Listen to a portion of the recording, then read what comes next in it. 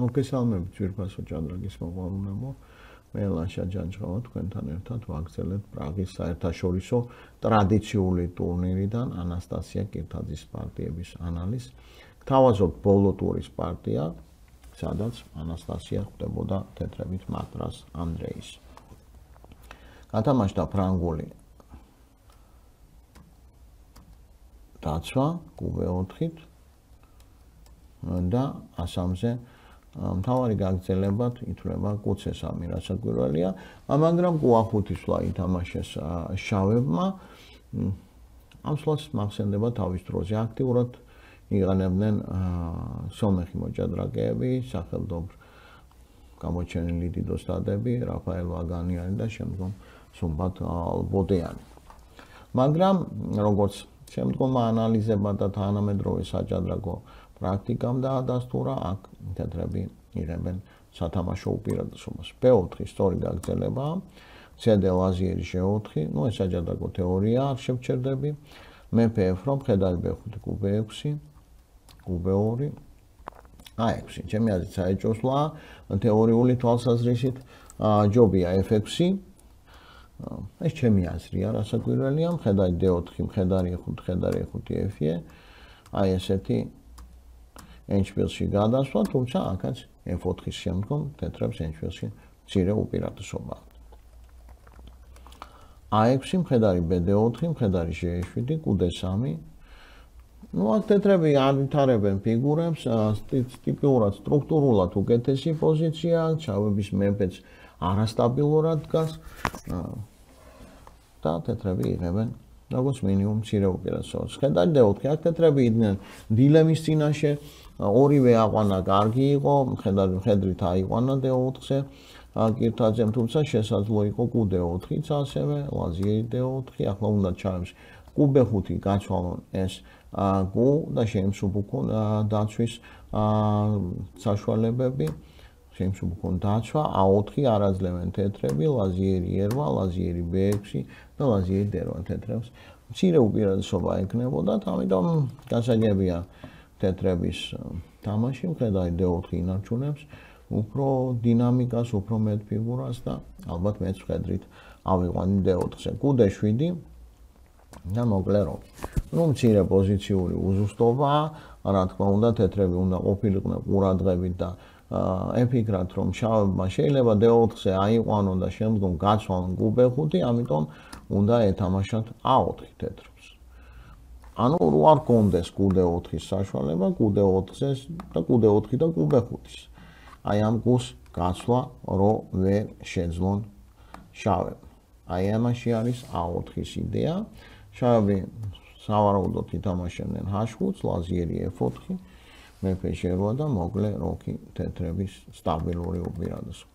აი როგზე კი უკვე შავებს შეელოთ კუდე 4-ის აყვანა, მოსულიყვნენ კუბე 5 უნდა და მეფე G8 თეთრებს მხოლოდ მცირე უპირატესობა.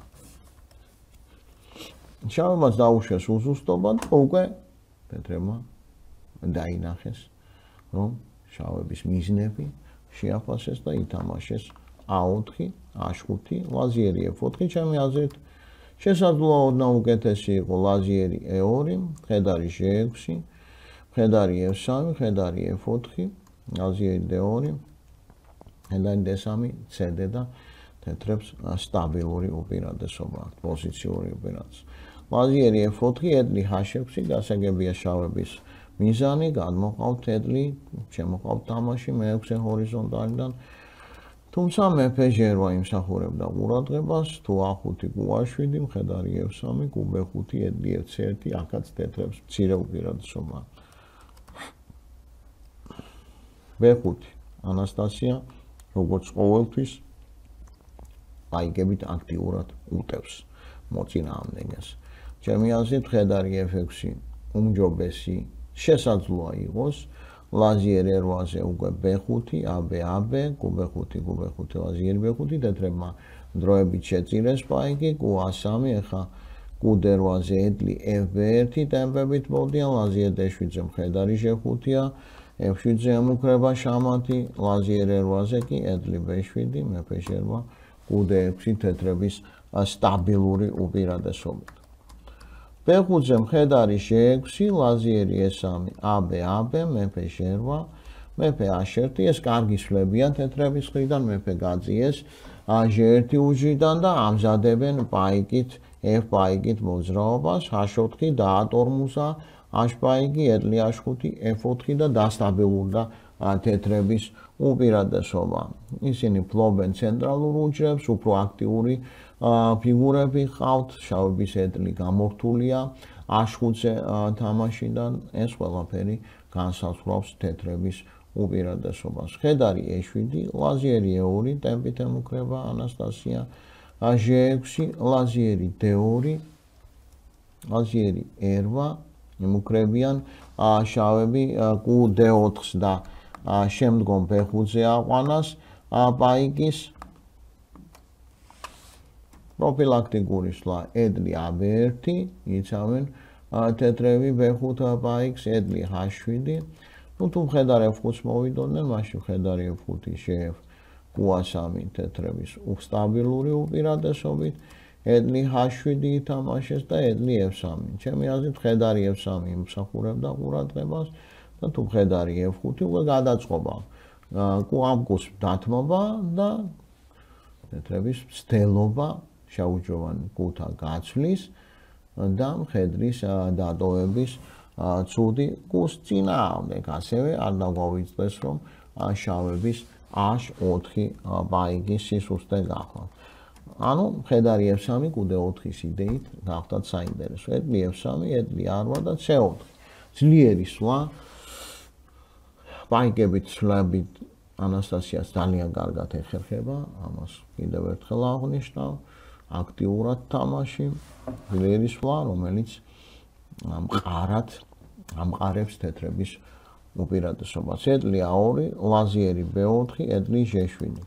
ერთად ეს სვლა გახლავთ აქ DC და თუ C4, ედლი R8, თუმცა ამ შემთხვევაშიც ლაზიერი B3 და თეთრებს სტაბილური უპირატესობა. ედლი G7 გაუგებარი სვლა, იმიტომ რომ აძლევს თეთრებს C პაიკის ამოძრავების საშუალებას. Q-D8, Q3. კონკრეტულად თუ მიუდგებით საკითხს, იგებდა პირდაპირ C6 სვლა, BC-ზე B6 და Q8-ზე ტემპით ლაზიერი B3 ემუქრება და შემდგომ ემუქრება B7 პაიკი გადის ლაზიერში.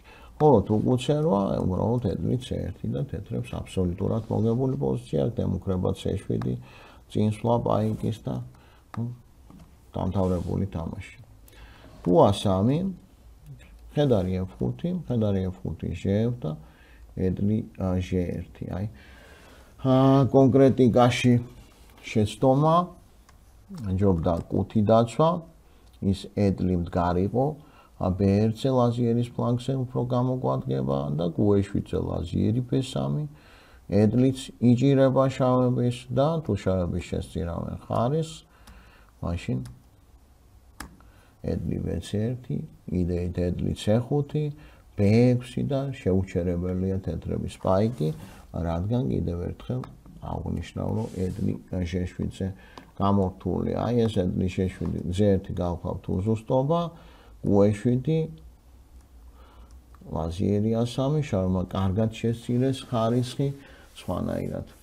აბსოლუტურად წაგებული პოზიცია ჰქონდათ მათ, ახლა რაღაც კარგული თამაში მიიღეს და სამწუხარო შეცდომა კვლავ ანასტასიას მხრიდან ლაზიერი B4, ჯობდა Q-B5, ლაზიერი B5, ედლი B3, შავები იღებენ C5-ზე, ქიში, ლაზიერი E8, B6, ედლი B1, ახლა ემუქრება ედლი C1, ედლი C8, ლაზიერი C7-ზე, ედლი A1, ედლი R8 იდეით თეთრების უპირატესობით.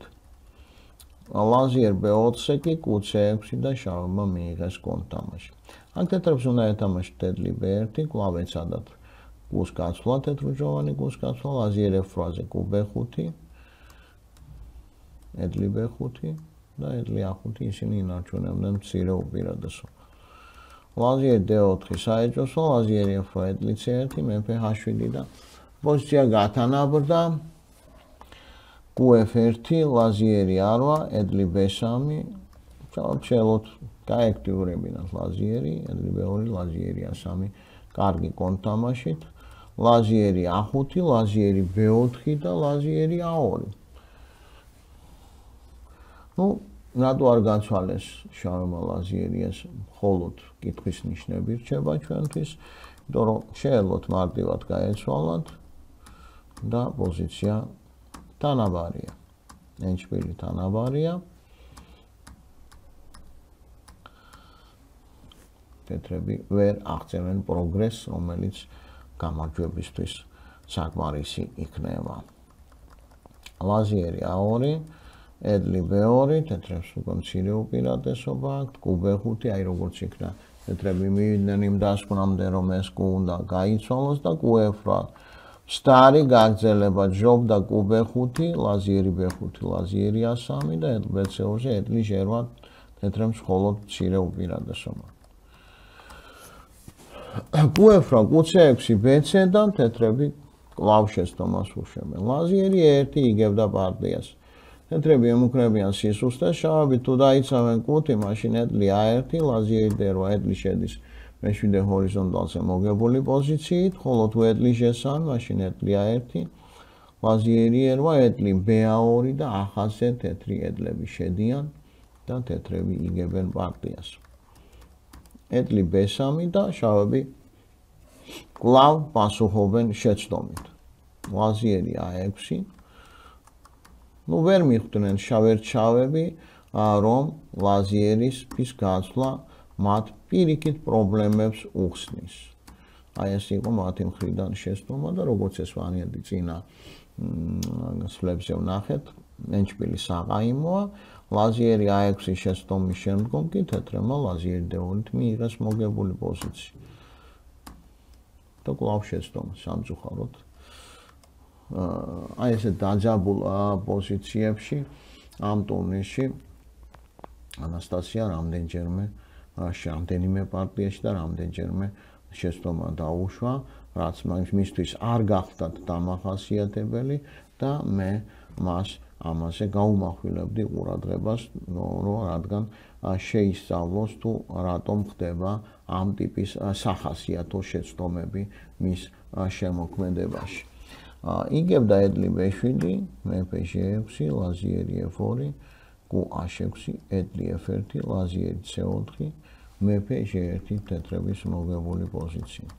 ლაზიერი B4 და შავები ორნაირად ათანაბრებდნენ თამაშს. ლაზიერი B4, ედლი B4, ედლი G3, ედლი B7, მეფე G6, ჩვენ ნახეთ უკვე რომ ეს ენჭპილი თანაბარი გახლავთ, ასევე შეეძლოთ იგივენაირად ლაზიერი A2 და ლაზიერის გაცვლით გაეთანაბრებინათ. ანუ შავები ვერ მიხვდნენ, რომ გაცვლის შედეგად მიიღება საყაიმო ენჭპილი. ლაზიერი B7, ნუ კვლავ ლაზიერი E1 იყო ძლიერი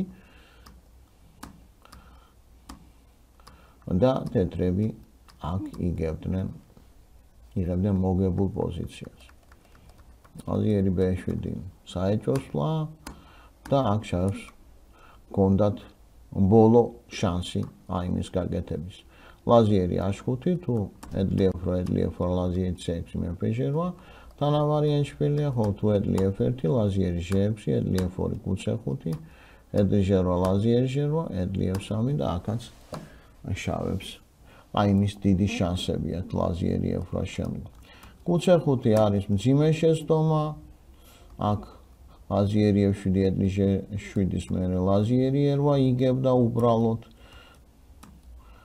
მარტივი მოტივი იყო ლაზიერი H8 და ედლი F8, ედლი F6 შამათის იდეით.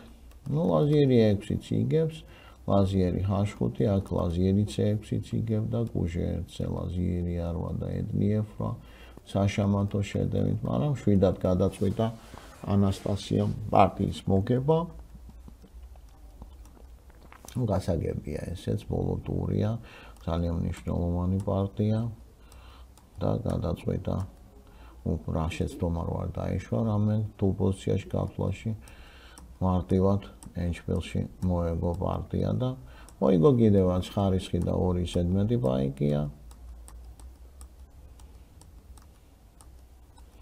და შავები აადანებდნენ ძალიან მნიშვნელოვანი გამარჯვება იყო, ზედიზედ 3 გამარჯვება მოიპოვა მეშვიდე, მერვე, მეცხრე ტურში ამ ტურნირში ანასტასიამ და როგორც გითხარით, ქალთა პირველი ადგილი აიღო, მნიშვნელოვანი მატება, 100-ზე მეტი ქულა მოიმატა და მამაკაცთა შორის გაიღო მეოთხე, მეექვსე ადგილი, რაც ძალიან კარგი შედეგი გახლავთ. კიდევ ერთხელ ულოცავთ მას ამ წარმატებას, თუმცა მე მას ურჩევდი სადებიუტო რეპერტუარზე გაამახვილოს ყურადღება და ბოლო პერიოდში რთულ პოზიციებში, ამ პარტიებში, ამ ტურნირში ხშირად უშვებდა შეცდომებს. ასევე ლაზიერ C5 გააკეთა პოზიციური შეცდომა, თუმცა ეს ერთ პარტიაში იყო.